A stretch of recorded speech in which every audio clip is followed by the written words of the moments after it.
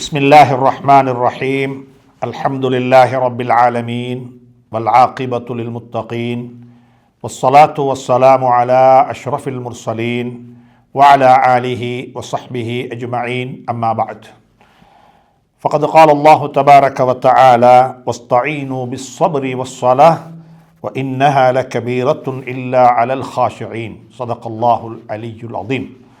கண்ணியத்துக்குரியவர்களே, சகோதரர்களே, பெரியவர்களே, தாய்மார்களே, நண்பர்களே, 2 வாரங்களாக இதே ஆயத்தை ஓதி சில விடயங்களை சம்பந்தப்படுத்தி கதைத்து கொண்டிருக்கின்றோம். அல்ஹம்துலில்லாஹ். நாங்கள் சென்ற வார வகுப்பினூடாக சமகாலத்தில் வாழக்கூடிய வாலிபர்கள் எதிர்நோக்கக்கூடிய 2 பிரச்சனைகள். ஒன்று, குயிக், எதை எடுத்தாலும் அவசரமாக நடந்து முடிய வேண்டும், இன்ஸ்டன்டாக இருக்க வேண்டும். ஒரு பயானாக இருந்தாலும் சரி 2 நிமிடம், அதைவிட குறைய 1 நிமிடம், ஷார்ட் வீடியோ. இந்த கலாச்சாரம் எல்லாம் வந்துவிட்டது. பேசுவதை கேட்டுக்கொண்டிருக்கவும் முடியாது, வாசிக்க முடியாது, பார்க்கவும் முடியாது. பார்ப்பதாக இருந்தாலும் 1 நிமிடத்துக்குள்ளதை பார்த்து முடித்து விட வேண்டும். இப்படிப்பட்ட ஒரு சமூகத்துக்கு வெள்ளிக்கிழமை நாட்களில் 20 நிமிடம், அரை மணித்தியால ஹுத்துபாக்கள் எப்படி இருக்கும் என்பதெல்லாம் பல வகையான கேள்விகளை போட்டு கேட்க வேண்டிய கட்டத்துக்கு நாங்கள் தள்ளப்பட்டிருக்கிறோம். 2வது ஒன்றுதான் ஒரு பிரச்சனை நாங்கள் சென்ற வாரம் படித்தோம். அதாவது, நிகழ்காலத்தில் வாழக்கூடியவர்களை விடவும் எதிர்காலத்தை நினைத்து நினைத்து வாழக்கூடிய சமூகமும், இறந்த காலத்தை நினைத்து நினைத்து வருத்தப்படக்கூடிய சமூகமுமாக இந்த சமூகம் வாழ்ந்து கொண்டிருக்கிறது. அல்லாஹ் சுப்ஹானஹு வ தஆலா குர்ஆன்ல சொல்லுகிறான், அல்லா தகாஃபு வலா தஹ்ஸனு. எதிர்காலத்தை நினைத்து பயப்படவும் வேண்டாம், கடந்த காலத்தை நினைத்து கவலைப்படவும் வேண்டாம். கவலையும் வேண்டாம், பயமும் வேண்டாம். இந்த 2ஐயும் விட்டு இருக்கக்கூடிய காலத்தை அபிஷிரு, நன்மாராயம் பெற்றுக்கொள்ளுங்கள், நன்றாக வாழ்ந்து கொள்ளுங்கள். இன்றைக்கு தின்றத்துக்கு இருக்குது, இன்றைக்கு வாழ முடியும், வாழுவோமே. வாழ்க்கை என்பது தரப்பட்டது வாழ்வதற்காக வேண்டி, வாழ்க்கை என்பது தரப்பட்டது சேமிப்பதற்காக வேண்டி அல்ல. சேமிப்பு தேவை, தேவையை தேவையின் இடத்தில் வைத்துக் கொள்ளுங்கள். வாழ்க்கை என்பது வாழ தரப்பட்டது, அதை வாழுவோம், சந்தோஷமாக வாழுவோம், பிரச்சனைகள் இல்லாமல் வாழுவோம். அல்லாஹ் சுப்ஹானஹு வ தஆலா இந்த 2 வகையான நோய்களை விட்டும் நம்முடைய வாலிப சமூகத்தை பாதுகாத்தருள்வானா, நம் அனைவரையும் பாதுகாத்தருள்வானா. அதில் ஒன்றுதான் இந்த குயிக், அவசரமாக நடக்கணும் என்பதனுடைய விளைவில் வந்தது என்ன தெரியுமா? தலாக்குடைய பிரச்சனையும் அதில் ஒன்றுதான். இன்றைக்கு சமூகத்தில் பரவலாக பேசப்படக்கூடிய, யாரிடத்திலையும் போய் புதிதாக திருமணம் முடித்த ஒருவரை சந்தித்து ஆரோக்கியமாக சுகமாக இருக்கிறீங்களா என்று கேட்பதற்கு கூட கஷ்டமாக இருக்கிறது. என்றால் எப்படிப்பட்ட பதில் அங்கிருந்து வருமோ தெரியாது. ஏன் வீணானதை வம்புக்கு காசு கொடுத்து வாங்கினோம் என்ற பிரச்சனைக்கு நாங்கள் தள்ளப்படுகின்றோம். அப்படி நடந்தும் இருக்கிறது. சில கட்டங்களில் சில கேள்விகள், சுகமாக இருக்கிறீங்களா, எப்படி குடும்ப வாழ்க்கை, எப்படி திருமண வாழ்க்கையினுடைய ஆரம்ப நன்றாக இருக்குது தானே என்று சொல்லி துவாக்கள் கூட செய்வத முடியாத கட்டத்தில் வாழ்ந்து கொண்டிருக்கின்றோம். அப்படிப்பட்ட பல அனுபவங்கள். எனவே அன்புக்குரியவர்களே, சகோதரர்களே, இதற்கு பல வகையான காரணங்கள் இருந்தாலும் அடிப்படையான காரணம் என்ன தெரியுமா? எதற்கு எவ்வளவு நேரம் கொடுக்க வேண்டுமோ அவ்வளவு நேரம் கொடுப்பதற்கு எங்களிடத்தில் டைம் இல்லை. குயிக்காக நடக்கணும், அவசரமாக நடக்கணும். நன்றாக புரிந்து கொள்ளுங்க. ஒரு விடயத்தை உங்களுடன் ஒரு சகோதரனாக இருந்து கதைக்கின்றேன். அல்லாஹ் சுப்ஹானஹு வ தஆலா எனக்கும் உங்களுக்கும் துணை புரிய வேண்டும். நம் அனைவருடைய குடும்ப வாழ்க்கையிலையும், குறிப்பாக எங்களுடைய குழந்தைகளுடைய குடும்ப வாழ்க்கைகளில், எங்களுடைய பேரப்பிள்ளைகளுடைய குடும்ப வாழ்க்கைகளில் இப்படியான நிகழ்வுகள், இப்படியான கசப்புகள், இப்படியான விடயங்கள் நடந்து விடாமல் அல்லாஹ் பாதுகாக்க வேண்டும். தலாக்கை பொறுத்தவரையில் பல வகையான காரணங்கள் இருக்கிறது. ஒரு சில காரணங்கள் இஸ்லாத்தில் அதற்கு அனுமதியும் இருக்கிறது.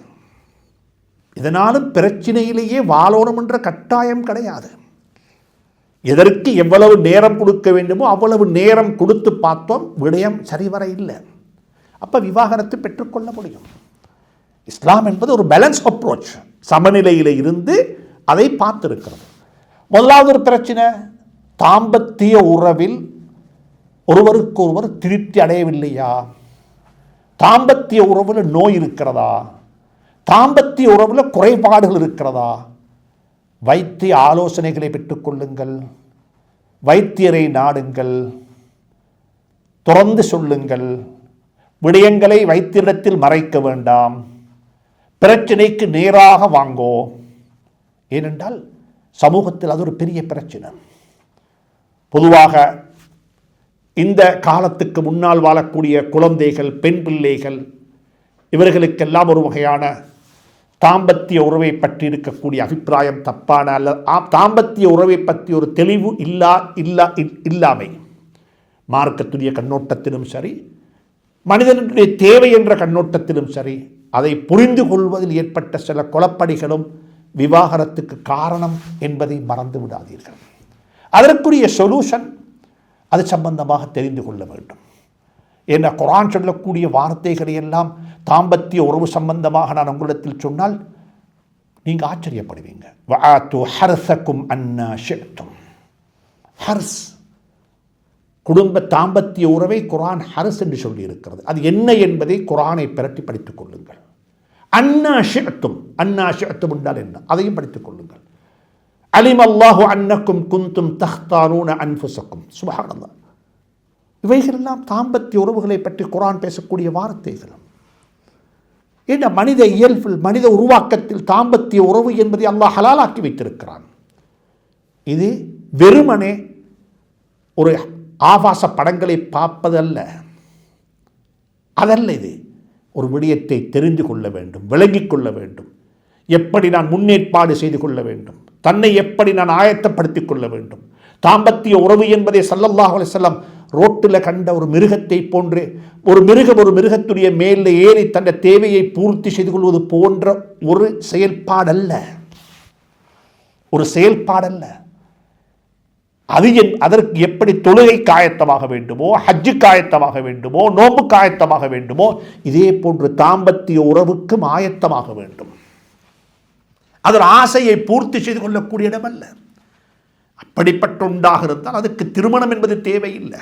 அது வேற வழிகளில் செஞ்சு கொள்ள முடியும். உங்களுக்கு தாம்பத்திய உறவுக்கு ஆயத்தமாக வேண்டும். அதற்கு ஃபிக்ஹ், இதுக்குத்தான் சொல்றது ஃபிக்ஹ் படிக்க வேண்டும். ஃபிக்ஹுடைய கிதாபுகளை பிரட்டி வாசித்து இதை உலமாக்களிடத்தில் போய் படித்துக் கொள்ளுங்கள். இது தெரியாத்தனத்தில் வாழ்ந்து கொண்டிருக்கிறார் உலகம். இது ஒரு காரணம். இரண்டாவது, பொருளாதார நெருக்கடியின் காரணமாகவும் விவாகரத்து பெறலாம். மார்க்கத்தில் அனுமதி இருக்கிறது. கணவனுக்கு குடும்பத்தை பராமரிப்பதற்கு, செலவழிப்பதற்கு, அல்லது அவருடைய வருமானம், அவருக்கு இருக்கிற பிரச்சனைகள், அவருடைய கடன் தொல்லை, எப்படியாக பல பிரச்சனையோடு வாழ வேண்டிய அவசியம் இல்லை. எங்களுடைய கலாச்சாரத்தில், எங்களுடைய நாட்டு நாங்கள் வாழக்கூடிய சூழல்ல கணவன் மனைவி 2 பேர் உண்டாகிடுவாங்க. கணவனுடைய பிரச்சனைகளை எல்லாம் மனைவியும் தன்னை பிரச்சனையாக எடுத்து வாழ்ந்து கொண்டிருப்பான். நல்ல விடயம், வரவேற்கின்றோம். ஆனால் அப்படித்தான் வாழணுமான்னு கேட்டால் அப்படி வாழ வேண்டிய அவசியம் கிடையாது. கணவனுடைய பணத்துக்கு கணவன் ஜக்காத்து தனியாக கொடுக்க வேண்டும், மனைவியினுடைய பணத்துக்கு ஜக்காத்து மனைவி தனியாக கொடுக்க வேண்டும். எங்களுக்கு தெரியும். இது 2வது பிரச்சனை. 3வது ஒரு பிரச்சனை இருக்கிறது, விவாகரத்துக்குள்ள பிரச்சனை. 3வது மக்களுடைய தலையீடு. இது பெரிய ஒரு பகுதியில் பாதிக்கப்பட்டிருக்கிறது. 3வது மனிதர்கள். அது தாயாக இருக்கலாம், மாமியாக இருக்கலாம், சில கட்டங்களில் வீடுகள் இருக்கிற மைனிமாராக இருக்கலாம். சுப்ஹானல்லாஹ். சில கட்டங்களில் சாட்சியாக இருக்கலும், மாப்பிள்ளையிட சாட்சி, உம்மட மனைவியிட சாட்சி. சில கட்டங்களில் சில வீடுகளில் குடும்ப கட்டமைப்பு என்னன்னு சொன்னால் தாயை விடவும் சாட்சி பெரிய மக்கள்தான் அதிகாரம் கூட. நான் இது ஒன்றுமே கிதாபில் படித்து சொல்லல, உங்களோட வாழ்ந்து கொண்டு சொல்லுகிறேன். பல 100 பேரை சந்தித்து அவருடைய விடயங்களை கேட்டு சொல்லுகின்றேன். அன்புக்குரியவர்களே, சகோதரர்களே, அனைவருக்கும் சொல்கிற ஒரு விடயம் என்ன தெரியுமா? மற்றவர்களை விட்டு விடுங்கள், அவர்கள் வாழ்ந்து கொள்ளட்டும். அவர்களுக்கு வாழ தெரியும் என்று தானே நீங்கள் நிக்காக செஞ்சு வச்சீங்க. அவளுக்கு வாழ தெரியாது, வாழ்ந்து கொள்ள மாட்டாங்கன்னு சொன்னால் ஏன் நிக்காக செஞ்சு வச்சீங்க? முடியும் ஏலும் செஞ்சு கொள்வாங்க வாழ்ந்து கொள்வாங்கன்னு தானே நீங்க பொன் பார்க்க போனீங்க, மாப்பிள்ளை பார்க்க போனீங்க. அதுக்கு பிறகு நீங்க ஏன் மரபருவ தலையை போடணும் முதலுக்கு? அவர்கள் வாழட்டுமே, வாழ்ந்து கொள்ளட்டுமே, விட்டுவிடுங்கள். சில சந்தர்ப்பங்கள் அடித்துக் கொள்வார்கள், ஏசிக்கொள்வார்கள், பேசிக்கொள்வார்கள், நடக்கட்டும். பகலெல்லாம் தூங்குறாங்க, தூங்கட்டும். தொழிலில் கவனம் இல்லாமல் இருக்கிறாரே, இருக்கட்டும். எல்லாத்துக்கும் நேரம் வரும், எல்லாவற்றுக்கும் நேரம் வரும். வாழ விடுங்கள். கல்யாணம் முடிச்சு கொடுத்துட்டீங்களா? முதலாவது சொல்றேன், உம்மக்கு கல்யாணம் முடிச்சு கொடுத்த தாய்க்கு சொல்றேன், மகளோட ஃபோன் நம்பரை கொஞ்சம் பிளாக் பண்ணி வச்சிருக்கோம். கல்யாணம் முடித்த மகளுக்கு சொல்றேன், உம்மோட டெலிஃபோனை நீங்களும் பிளாக் பண்ணி வச்சிருங்க. என்ற உம்மா அன்பு கூடி, too much of anything good for nothing. அன்பு கூடிட்டு உம்மக்கு, உம்மாவோட நெருக்கமாக இருந்த மகள் உம்மா விட்டு பிரிஞ்சு போயிட்டா. இப்போ உம்மாக்கு ஈக்கலாம், மகளுக்கு நீக்கலாம். கால் அடிக்கிற, பேசுகிற, எஸ்எம்எஸில் பேசுறது பேசுறது பேசுறது கடைசிக்கு பேசி நலவுகள் நடந்த திருமணத்தை விடவும் பிரிந்து சிதறண்டு போன திருமணங்கள் தான் கூட என்பதை மறந்து விடாதீர்கள். நான் 2 பேருக்கும் சொல்கிறேன், பேசவானம், கரைக்கவானம், நேரம் எடுங்கோ, வாழ்ந்து கொள்ளட்டும், வாழ்ந்து கொள்ளட்டும். கொஞ்சம் மகளோட முகத்தில் என்ன செய்ய முடியா, செழிப்பில்லாமல் இருக்கும், கண்டுகொள்ள வானம். நான் இதுக்கு முந்தையும் சொல்லியிருக்கிறேன், ஒரு இடத்துல வளர்ந்த ஒரு மரத்தை ஏதோ ஒரு தேவையின் காரணமாக அதை புழுங்கி அதை எடுத்து அந்த இடத்திலிருந்து அகற்றி முறையாக இன்னொரு இடத்துல நாட்டி பாருங்க பார்ப்போம், நாட்டி பாருங்க பார்ப்போம். அந்த மரம் ஒரே அடியாக அவ்விடத்தில் வளர மாட்டாது. 4 மாதம் டைம் கேட்கும், 5 மாதம் டைம் கேட்கும், சில சந்தர்ப்பங்களில் வருஷம் போகும். நீங்கள் புழுங்கி நாட்டினதுக்கு பிறகு அதில் அந்த மரத்தில் ஒரு இலை வருவதற்கு 1 வருடம் எடுக்கும். தாவரவியல் படித்து பாருங்கள், ஏன் அப்படி நடக்குது.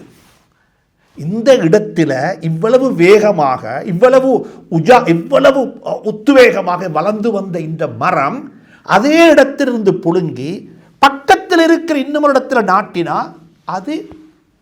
அதில் ஒரு மாற்றம் வருவதற்கு சாக மாட்டாது, சாகுதில்லை. அந்த மரம் அப்படியே இருக்குது. மரத்தை பார்த்து அழுகிற மாதிரி விளங்கும், இலையெல்லாம் கீழே தொங்குற மாதிரி இருக்கும். புதிய ஒரு இலை வருவதற்கு கிட்டத்தட்ட 1 வருஷம் 4 மாதம் எடுக்கும். ஏன் காரணம்? அது அன்புக்குரியவர்கள், இதுதான் ஒரு மரம் இன்னும் ஒரு பூமியில் போய் செட்டில் ஆகி அந்த மரம் பழைய நிலைக்கு வருவதற்கு எங்களுக்கு டைம் கொடுக்க வேண்டுமென்றால், ஒரு வீட்டில் வளர்ந்த ஒரு புள்ள, ஒரு வீட்டில் செல்ல புள்ளையாக வளர்ந்த ஒரு புள்ள, அந்த வீட்டிலிருந்து ஒரே ஒரு பொம்பளை புள்ள, 4-5 ஆம்பளை பிள்ளைகளுக்கு மத்தியில் ஒரே ஒரு பொம்பளை புள்ள, அந்த பொம்பளை புள்ள எப்படி வளர்ந்திருக்கும்? திருமணம் முடித்து கொடுக்கக்குள்ளே எப்படிப்பட்ட வீட்டுக்கு தெரியுமா கொடுத்தாங்க? அந்த வீட்டில் 4 பொம்பளை பிள்ளையும் ஒரே ஒரு ஆம்பளை பிள்ளையும் உள்ள விடு.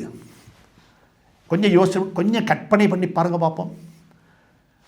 4 ஆண் குழந்தைகள் இருக்கிற வீட்டில் வளர்ந்த ஒரு பொம்பளை பிள்ளைய 4 பொம்பளை பிள்ளைகள் இருக்கிற வீட்டில் வளர்ந்த ஒரு ஆம்பளை பிள்ளைக்கு முடிச்சு கொடுத்தா எப்படி இருக்கும்? எப்படி இருக்கும்? அந்த வீட்டில் நாங்கள் எங்கட மகனை இழந்துட்டோம் என்ற கவலை, இந்த வீட்டில் எங்கட மகள் இழந்துட்டோம் என்ற கவலை, 2 பேருடைய கவலைகளும் மோதிக்கொள்ளும். இப்போ என்ன நடக்கும்? தயவு செஞ்சு சொல்றேன், விவாகரத்து நடப்பதற்குரிய அடிப்படையான காரணங்களில் ஒரு காரணம் இந்த தலையீடுகள். செய்ய வேண்டாம், விட்டுவிடுங்கள், வாழட்டும். இன்னும் ஒரு காரணம் இருக்கிறது. இந்த மரத்தை சொன்னேன், ஏண்டா ஒரு மரத்தை புழுங்கி இன்னொரு இடத்துக்கு நாட்டினா 3 பிரச்சனை இருக்குது. அந்த மரம் வளருவதற்கு, அந்த மரத்துடைய வேர்கள் பிரிந்து போவதற்கு 3 வகையான பிரச்சனைகள் இடத்துல வரலாம். ஒன்று, எந்த இடத்தில் இந்த மரம் நட்டப்பட்டிருந்ததோ அந்த இடத்தில் இருந்த மண் இப்பொழுது நட்டப்பட்ட இடத்தில் அந்த மண் இல்லை. மண்ணுடைய தன்மை வித்தியாசம், மண்ணுடைய குவாலிட்டி வித்தியாசம். சுப்ஹானல்லாஹ், என் இடம் மாறிவிட்டது. வாப்பா வீட்டில் கிடைத்திருந்த சூழல் மாமி வீட்டில் கிடைக்க இல்லை. அந்த வீட்டுக்கு போனால் நான் ஒரு வீட்டுக்கு வந்தவள், இந்த வீட்டில் பிறந்தவள், இந்த வீட்டில் தான் முதலாவது வாழ்க்கை ஆரம்பித்தோம், இந்த வீடு எனக்கு தெரியும், அந்த வீடு எனக்கு தெரியாது. இது ஒரு பிரச்சனை. இந்த மரத்துக்கு இந்த இடத்துல கிடைச்ச சூரிய வெளிச்சம் அந்த இடத்துல கிடைக்க மாட்டாது. சில கட்டங்கள்ல இந்த இடத்துல கிடைத்த அளவை விடவும் அங்கே அளவு குறைய கிடைக்குது, அல்லது இங்கே கிடைத்த அளவை விடவும் அங்கே கூட கிடைக்குது. ரெண்டுமே ஆபத்து. அந்த மரம் அந்த சூட்டுக்கும் அந்த சூரிய கதிருக்கும் பழக வேண்டும், டைம் எடுக்கும். அதே மாதிரி தான் ஒரு குழந்தை. இந்த வீட்டில் காட்டப்பட்ட அன்பு அந்த வீட்டில் கிடைக்காது. இந்த வீட்டில் காட்டப்பட்ட அன்பை விடவும் கூடுதலான அன்பு அந்த வீட்டில் கிடைத்த அதுவும் ஆபத்து. நான் எப்பயுமே சொல்லுவேன், ஒருவர் வீட்டுக்கு வந்தால் ஒரு கதிரையை கொடுத்து இதில் உட்காருங்க வாப்பான்றது மரியாதை. அவருக்கு மரியாதை கூட செய்யணுமன்றதுக்காக வேண்டி அந்த கதிரைக்கு மேலே இன்னமொரு கதிரையை போட்டு 2 கதிரையை ஒன்றாக வைத்து அவர் உட்கார சொன்னால் அது அவமரியாதை. ஒரு கதிரை கொடுக்க வேண்டத்தில் ஒரு கதிரையை கொடுங்கள். 2 கதிரை கொடுத்து 2 கதிரைக்கு மேல் உட்கார சொல்லுவது மரியாதை அல்ல, அவமரியாதை. அன்பு காட்ட வேண்டும், அந்த அன்பு அன்பாகத்தான் இருக்க வேண்டும். அந்த அன்பை நீங்கள் டபுள் ஆக்கினால் அது விலையாக மாறிவிடும். இன்றைக்கு அதுதான் நடக்கிறது. இது ஒரு பகுதி. 4வது ஒரு பகுதி இருக்கிறது. அன்புக்குரியவர்களே, சகோதரர்களே, நான் இதுக்கு முந்தையும் சொல்லியிருக்கிறேன், விவாகரத்துக்குரிய காரணங்களில் பெற்றோருடைய திருப்தி இல்லாமல் நடந்த திருமணங்கள். அதுக்கு முந்தி ஒன்று சொன்னேன், மண்ணை சொன்னேன், மண் வித்தியாசம், சூரிய கதிர் சூரிய வெளிச்சத்துடைய தன்மை வித்தியாசம், தண்ணி வித்தியாசம். இந்த மண்ணுக்கும் இந்த இடத்திலும் கிடைத்த தண்ணீருடைய கொள்ளளவு அங்கே கிடைக்குதில்லை. இங்கே கிடைத்ததை விட கூட அங்கே தண்ணி கிடைக்குது. இங்கே கிடைத்த தண்ணீருடைய குவாலிட்டி அங்கே கிடைத்த தண்ணீருடைய குவாலிட்டி வித்தியாசம். இதுதான் குடும்ப வாழ்க்கை. கொஞ்சம் அமைதியாக இருங்கோ, 2 பேருக்கும் டைம் கொடுங்கோ, 2 பேரும் டைம் எடுத்துக்கோங்கோ. கணவனும் மனைவியும் சகோதரியும் சகோதரனும் அந்த புதிய தம்பதிகள் டைம் எடுத்துக்கோங்க. கொஞ்சம் நேரம் விட்டு பார்ப்போமே, ஏன் அவசரப்படுறோம்? 2 வருஷம் போகட்டுமே, அமைதியாக இருப்போமே. காலம் சாட்சி சொல்லும், காலம் எங்களுக்கு பாடம் படிப்பூட்டும். நாங்கள் 2 பேரும் பொறுமையாக இருந்து இதை அணுகினால் எங்களுக்கு வெற்றி கொள்ள முடியும். இதைத்தான் அல்லாஹ் சொல், இஸ்தஈனு பிஸ்ஸப்ர், பொறுமையை கொண்டு உதவி தேடுங்கோ, தொழுதுட்டு உதவி தேடுங்கோ. 2 பேரும் சேர்ந்து, கணவன் மனைவி 2 பேரும் சேர்ந்து 2 ரக்காத்து தொழுவோமே ஜமாத்தாக, தொழுதுட்டு துவா கேட்குமே. கணவன் துவா கேட்கட்டும், மனைவி ஆமீன் சொல்லட்டும், மனைவி கேட்கட்டும், கணவன் ஆமீன் சொல்லட்டும். மூசா அலைஹிஸ்ஸலாம் கேட்டாங்க. அல்லாஹ் சுப்ஹானஹு வ தஆலா மூசா அலைஹிஸ்ஸலாம் ஹாரூன் அலைஹிஸ்ஸலாத்தின் துஆவை பற்றி குர்ஆன்ல சொல்றாங்க. 2 பேரும் கேட்டாங்க, 2 பேருடைய துஆவுக்கு அல்லாஹ் பதில் சொன்னான். 2 பேரும் ஒன்றாக இருந்து எங்களுடைய விடயங்கள் அல்லாஹ்விடத்தில் ஒப்படைப்போம். ஒருத்தருக்கொத்தர் சண்டை பிடிக்க தேவையில்லை. எங்களுடைய சமூகத்தில் இன்னும் ஒன்றையும் படிக்க வேண்டும். இன்னும் ஒன்றையும் கலா கதிரை நம்பின சமூகம், கலா கதிரை நம்பாவிட்டால் முஃமினாக முடியாது. புனியல் இஸ்லாமு அலா ஹம்சின், இல்லை ஆமன்து பில்லாஹி வ மலாயிகத்திஹி வ குதுபிஹி வ ருசுலிஹி வல் யௌமில் ஆஹிரி வல் கத்ரி கைரிஹி வ ஷர்ரிஹி மினல்லாஹி தஆலா. ஈமானுடைய 6 அம்சங்களில் 6வது அம்சம், நலவுகள் கெடுதிகள் அனைத்தும் அல்லாஹுடைய நாட்டப்படியே நடக்கும் என்று வாய் நிறைய சொல்லுகின்றோம். இலங்கையினுடைய வரலாற்றில் மிக குறைவாகத்தான் கண்டிருக்கின்றோம் இந்த நம்பிக்கையுடன் விவாகரத்து பெற்று பிரிந்து போனவர்களே. அல்லாஹுடைய நாட்டத்தின் பிரகாரம் சேர்ந்தோம், அல்லாஹுடைய நாட்டத்தின் பிரகாரம் பிரிந்து போகிறோம்.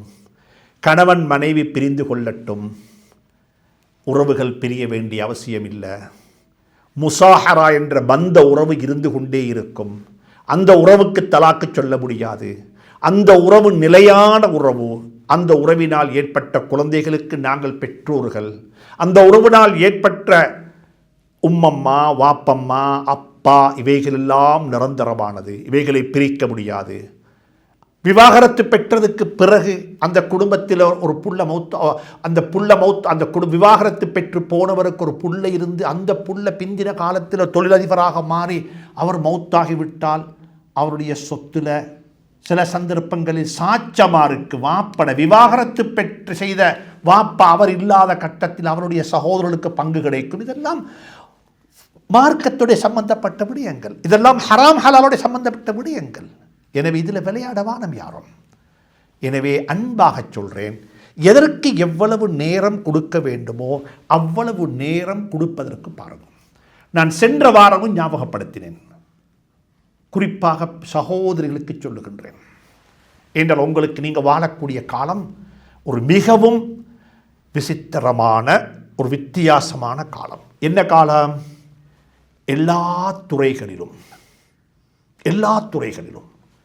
பெண்கள் சகோதரிகள் தான் முன்னிலை வகிக்கிறார்கள். குறிப்பாக கல்வி, ஹையர் எஜுகேஷன், இதே போன்று தொழில் வாய்ப்புகள், வைத்தியசாலைக்கு போனாலும் சரி, அரச காரியாலயங்களுக்கு போனாலும் சரி, பாடசாலைகளுக்கு போனாலும் சரி, எல்லா இடத்திலும் பெண்களுடைய அதிகாரம், பெண்களுடைய வகிபாகம் மிகவும் கூடுதலாக இருக்கிறது. நீங்கள் 52% உங்களுடைய பாப்புலேஷன், இந்த நாட்டு மக்களுடைய குடிமக்கள் உடைய விகிதாசாரத்தில் நீங்கள் 52%. ஆனால் உங்களுடைய வகிபாகம் பாடசாலைகளில், பல்கலைக்கழக என்ட்ரன்ஸில், பல்கலைக்கழகத்தில் கல்வி கற்கக்கூடியவர்கள் என்று சொல்லி பார்க்கும் பொழுது உங்களுடைய வகிபாகம் 80களை தாண்டுகிறது என்று சொல்லி, 80% தாண்டுகிறது என்று சொல்லி புள்ளிவிவரங்கள் சொல்லுகிறது. இப்போ நான் சொல்ல வரது என்று சொன்னால், சமூகம் எதிர்நோக்கக்கூடிய ஒரு சோஷியல் கிரைசிஸ், சமூக பிரச்சனை என்ன தெரியுமா? பல்கலைக்கழகங்களில் இருந்து படித்து பட்டம் பெற்று வெளியே வரக்கூடிய மாணவிகளுடைய வாழ்க்கை துணையன் யாரு, கணவன் யாரு? எங்கள் ஊரில் ஒரு காசி இருந்தார். அவர் இப்படி சொல்லுவார், பகிரங்கமாக சொல்லுவார், பெண் குழந்தைகளை படிக்க வைக்க வேண்டாம் என்றுவார். என்றால் பெண்கள் படிக்கவில்லை, குழந்தைகள் மாணவிகள் படிக்கவில்லை, 5ஆம் ஆண்டு படித்தாங்க, 8ஆம் ஆண்டு படித்தாங்க, O-level செஞ்சுட்டாங்க, A-level செஞ்சுட்டாங்க, இதோடு நிப்பாட்டுங்கோ. அப்படி நிப்பாட்டினா ஊரில் அந்த பிள்ளைகளுக்கு மாப்பிள்ளமார் நியாயமாக இருக்கிறாங்க. ஏன்னா படிக்காத பிள்ளைக்கு படிக்காத மாப்பிள்ளை கிடைக்கும்.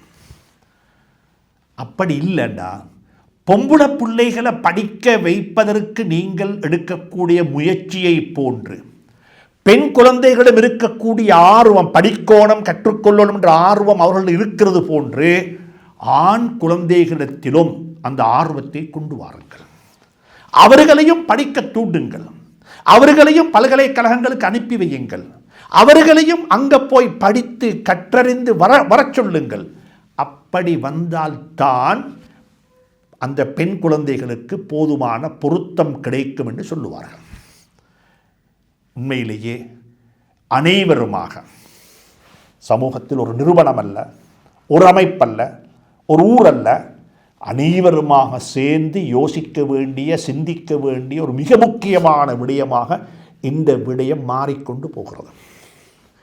இதற்கு நீங்கள் தீர்வு காணாவிட்டால், நாங்கள் தீர்வு காணாவிட்டால் என்ன நடக்கும்? 2 பிரச்சனை நடக்கும். அல்லாஹ் மன்னிப்பானாக.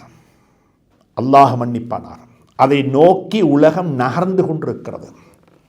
அதில் முஸ்லீம்கள் விதிவிலக்கு கிடையாது, வித்தியாசம் கிடையாது. பல இடங்களிலிருந்து நீங்களும் கேள்வி பெற்றிருப்பீர்கள், நாங்களும் பார்த்து கொண்டே இருக்கின்றோம். பெண் குழந்தைகள் திருமண வாழ்விலிருந்து பின்வாங்குவார்கள். பெண் குழந்தைகள் திருமண வாழ்விலிருந்து பின்வாங்குவார்கள். திருமணம் என்பது தேவையில்லை, அது சம்பந்தமாக யோசிக்கவும் நேரமில்லை.